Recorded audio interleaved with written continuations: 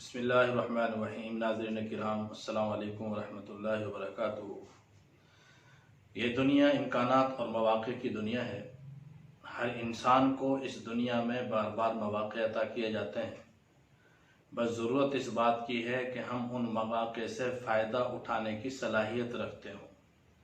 ہمارے اندر وہ قابل جوہر شناس ہو جو ان مواقع کو پہچان کر ان سے فائدہ اٹھا سکے، اور امت محمدیہ کو اللہ رب العزت نے وہ صلاحیت اور جوہر عطا فرمایا ہے۔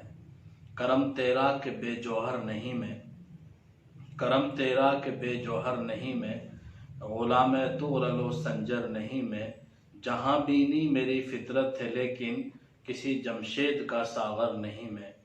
سلیمان بن عبد الملک بنو امیہ کا ایک عظیم بادشاہ گزرا ہے۔ جب اس کا انتقال ہونے لگا اور نئے خلیفہ کی ولی عہدی کی بات آئی تو اس کے قریب جو وزراء تھے ان میں جو سب سے زیادہ قریب اس کا وزیر اور مشیر تھا وہ رجا بن حیوہ تھا۔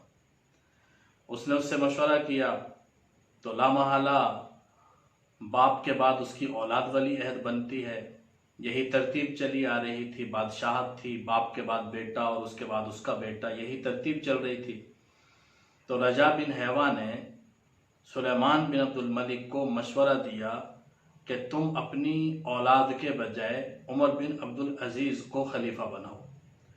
عمر بن عبد العزیز کا مشورہ اس لیے دیا کہ بادشاہ سلیمان بن عبد الملک کا خود اطمینان قلب نہیں تھا اپنی اولاد کی ولی عہدی پر، کیونکہ اولاد چھوٹی تھی۔ کوشش کی گئی، ان کو بڑی بڑی قبائیں پہنائی گئیں، لیکن ان کے جسم پر وہ جچتی نہیں تھیں اور لگتا نہیں تھا کہ یہ بادشاہ ہے، مناسب نہیں لگتا تھا، دیکھنے میں بھی اچھا نہیں لگتا تھا۔ تو لامحالہ بادشاہ کے پاس کوئی چارہ کار نہیں تھا سوائے اس کے کہ اپنی اولاد کے علاوہ کسی اور کو وہ ولی عہد بنائے۔ لیکن جب اولاد نہیں ہوتی تھی تو پھر بھائیوں میں سے کوئی بنتا تھا۔ تو اس ترتیب سے ہشام بن عبد الملک کی باری ہونی چاہیے تھی یا یزید بن عبد الملک کا نمبر آنا چاہیے تھا۔ سلیمان بن عبد الملک اپنی اس خاندانی ترتیب کے مطابق انہی میں سے کسی کو بادشاہ بناتے، لیکن اس وقت رجا بن حیوہ نے اس موقع سے فائدہ اٹھایا۔ انہوں نے ایک ایسا جوہر تلاش کیا کہ جس نے اسلامی تاریخ کا سارا رخ ہی موڑ دیا، پوری ترتیب ہی بدل گئی۔ اور وہ ایسا موقع تھا، ایسا لمحہ تھا جس وقت رجا بن حیوہ نے اپنا کردار ادا کیا کہ عمر بن عبد العزیز رحمہ اللہ کو نامزد کروا دیا، اور ایک ملفوف سرب و مہر لفافہ لے کر وہ باہر آئے مہر شدہ، اور باہر آ کے انہوں نے مجمع عام کے سامنے، جو اس زمانے کے وزراء ہوتے تھے، جو خاندان کے افراد تھے، آیان لشکر تھے، ان کے سامنے وہ سرب مہر ملفوف لہرایا اور کہا کہ یہ بادشاہ کا فرمان ہے، ولی عہدی سے متعلق ہے، جو اس کو مانے گا، اطاعت کرے گا، بیعت کرے گا، ٹھیک، کسی نے مخالفت کی تو اس کا سر قلم کر دیا جائے گا۔ پھر اسے پڑھ کر سنایا تو اس میں عمر بن عبد العزیز کا نام تھا۔ یہ ترتیب کے بالکل خلاف تھا۔ ہشام بن عبد الملک نے صدائے احتجاج بلند کی اور ماننے سے انکار کیا کہ میں اس ولی عہدی کو نہیں مانتا۔ تو رجا بن حیوہ نے تلوار لہرائی اور کہا کہ اگر تم نے عمر بن عبد العزیز کو خلیفہ نہ مانا تو میں تمہاری گردن کاٹ دوں گا، اور پھر سب سے پہلے اسی کو بیعت پر مجبور کیا۔ اس سے بیعت لی گئی اور پھر باقی خاندان والوں سے بیعت لی گئی۔ اس طرح عمر بن عبد العزیز خلیفہ نامزد ہوئے۔ مورخین نے لکھا ہے کہ رجا بن حیوہ ساری زندگی کوئی اور نیک کام نہ کرتے، ان کے دامن میں کوئی نیکی نہ ہوتی، لیکن انہوں نے جو یہ کام کیا ان کو ایک موقع ملا، اس موقع سے انہوں نے فائدہ اٹھایا۔ وہ فائدہ اپنی ذات کا نہیں تھا، وہ فائدہ مسلم امہ کے لیے تھا، وہ فائدہ ایک عمومی فائدہ تھا، پوری انسانیت اور پورے مسلمانوں کی خیر اس میں چھپی ہوئی تھی۔ تو انہوں نے اس موقع کو غنیمت جانا، اس سے فائدہ اٹھایا، اور عمر بن عبد العزیز جیسے انسان کے اندر چھپی ہوئی صلاحیتوں کو بھی پرکھا اور ان کو نامزد کروا دیا۔ مورخین نے لکھا ہے کہ اگر رجا بن حیوہ کی اس کے علاوہ کوئی اور نیکی نہ ہوتی تو اللہ رب العزت اس ایک نیکی کی بنیاد پر اس کی بخشش فرما دیتے کہ یہ اتنا بڑا کام ہے جو انہوں نے مسلم امہ کے لیے کیا۔ عمر بن عبدالعزیز رحمہ اللہ 2 سال 5 مہینے اور قریب 10 دن حکمران رہے، خلیفہ رہے، لیکن اتنے سے عرصے میں انہوں نے جو نظام قائم کیا کہ وہ ایسا نظام عدل تھا، ایسا نظام انصاف تھا کہ بات مشہور ہو گئی تھی کہ ان کے زمانے میں بھیڑ اور بکری ایک ہی گھاٹ پر پانی پیتے، اور جس دن بھیڑیا اور بکری ایک ہی گھاٹ پر پانی پیتے، اور جس دن ایک بھیڑیے نے بکری پر حملہ کیا تو چرواہے نے شور مچا دیا کہ آج عمر بن عبدالعزیز کا انتقال ہو گیا، کہ انصاف دنیا سے اٹھ گیا۔ عمر بن عبدالعزیز کے زمانے میں کوئی زکوٰۃ لینے والا نہیں تھا، انہوں نے اپنی زندگی یکسر طور پر تبدیل کر دی۔ اس سے پہلے ان کی زندگی بالکل مختلف تھی، اس کے بعد کی زندگی یکسر مختلف ہو گئی۔ پہلے کی زندگی کو دیکھیں تو روزانہ ایک سوٹ ان کے لیے سلتا تھا، اسے پہنتے تھے، مہنگی ترین خوشبوئیں استعمال کرتے تھے، اعلیٰ ترین کھانے کھاتے تھے، خوش لباس تھے، خوش خوراک تھے، مدینے کے گورنر رہے، اور جس گلی سے گزر جاتے تھے لوگ خوشبو سے پہچان لیتے تھے کہ اتنی اعلیٰ نفیس خوشبو عمر بن عبدالعزیز استعمال کرتے ہیں، اور ادھر سے خوشبو آ رہی ہے تو وہ ادھر کو گئے ہوں گے۔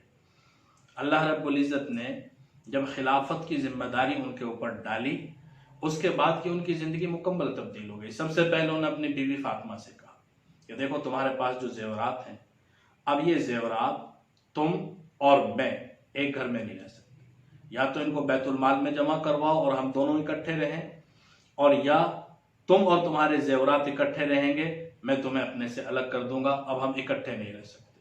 بیوی وفادار تھی، اور انہوں نے فاطمہ نے کہا کہ مجھے اس میں کوئی اندیشہ نہیں ہے اور کسی قسم کی کوئی ہچکچاہٹ نہیں ہے۔ سارے زیورات، یاد رکھیں کہ وہ بادشاہ کی بیٹی تھی، بادشاہوں کی بہن تھی، اور بادشاہ کی وہ بیوی بھی تھی، تو کتنے سارے زیورات ان کے پاس ہوں گے۔ اور وہ زمانہ جبکہ دنیا کے ایک بڑے حصے پر مسلمان حکمرانی کر رہے تھے، اور خلافت بنی امیہ کے سامنے کوئی ایسی طاقت نہیں تھی کہ جو میدان جنگ میں ان کو ہرا سکے۔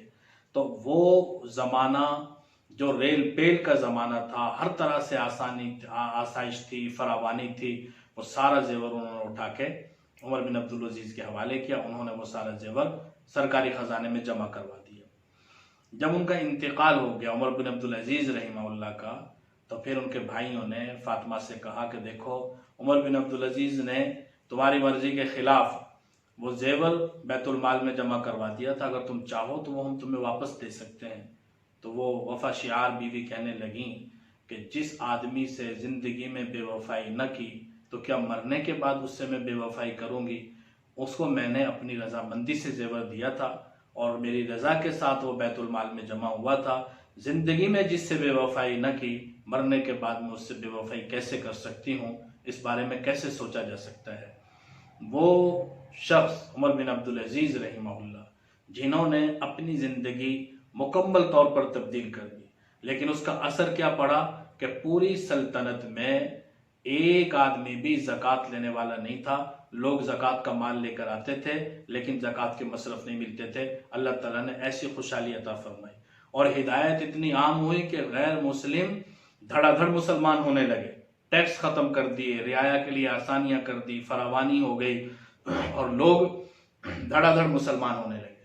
تو جو گورنر تھے اپنے اپنے علاقوں کے، انہوں نے عمر بن عبدالعزیز کو خط لکھا کہ اگر اسی طرح لوگ مسلمان ہوتے رہے تو جو ٹیکس جمع ہوتا ہے جزیہ کی رقم، وہ تو قریب ختم ہو جائے گی، تو نظام میں حکومت کیسے چلے گا؟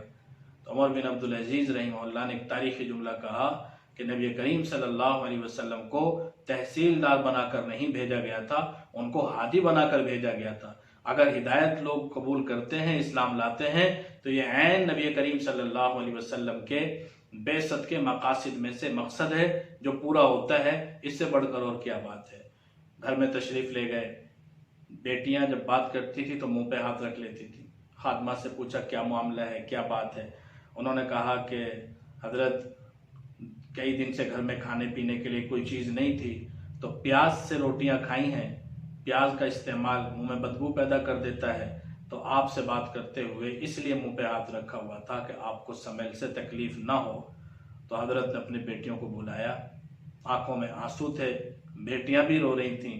ان سے کہا کہ بیٹیوں، کیا تم یہ پسند کرتی ہو کہ میں تمہیں اچھے اچھے کھانے کھلاؤں اور پھر تمہارا باپ جہنم میں چلا جائے؟ وہ بھی رونے لگی، عمر بن عبدالعزیز بھی رونے لگے۔ حج تک کے لیے پیسے نہ ہوئے، اپنی زمانہ خلافت میں حج کرنا چاہا، اس سے پہلے تو بہت حج کیے، اپنی زمانہ خلافت میں حج کرنا چاہتے تھے۔ خادم سے پوچھا تمہارے پاس کتنے پیسے ہیں؟ اس نے کہا 10-12 دینار ہیں۔ کہا اتنے میں تو حج نہیں ہوتا۔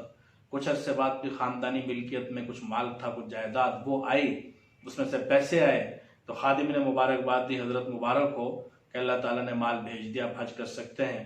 فرمایا کہ اس مال سے ہم نے برس برس فائدہ اٹھایا، اب یہ مال مسلمانوں کی ملکیت میں چلے جانا چاہیے، وہ مسلمان فقراء میں تقسیم فرما دی۔ عمر بن عبدالعزیز رحمہ اللہ ایک عظیم شخصیت، ان کی سیرت ایسی سیرت ہے جو لگتا ہے کہ وہ صدیوں حکمرانی کرتے ہیں، اور ان کی زندگی مسلمانوں میں کیا غیر مسلموں کے اندر بھی وہ ایک عظیم انسان تصور کیے جاتے ہیں۔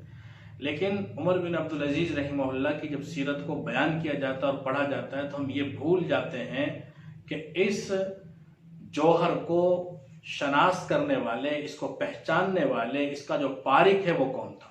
وہ رجا بن حیوہ تھا۔ ہر انسان کو زندگی میں موقع ملتا ہے، موجودہ زمانے میں خاص طور پر، کہ وہ رجا بن حیوہ بن، اپنی اولاد کے لیے رجا بن حیوہ بن سکتا ہے، بھائی اپنی بہن کے لیے، باپ اپنی اولاد کے لیے، ماں اپنی اولاد کے لیے، ایک استاذ اپنے طلباء کے لیے، وقت کا حکمران اپنی رعایا کے لیے، اور سب سے بڑھ کر موجودہ زمانے میں ایک ووٹر، وہ رجا بن حیوہ ہوتا ہے۔ جب وہ انتخاب کرتا ہے کسی ایک انسان کا، تو وہ جو موجود لوگ ہوتے ہیں ان میں سب سے بہتر جو آدمی ہے اس کا وہ چناؤ کر کے رجا بن حیوہ کا کردار ادا کر سکتا ہے۔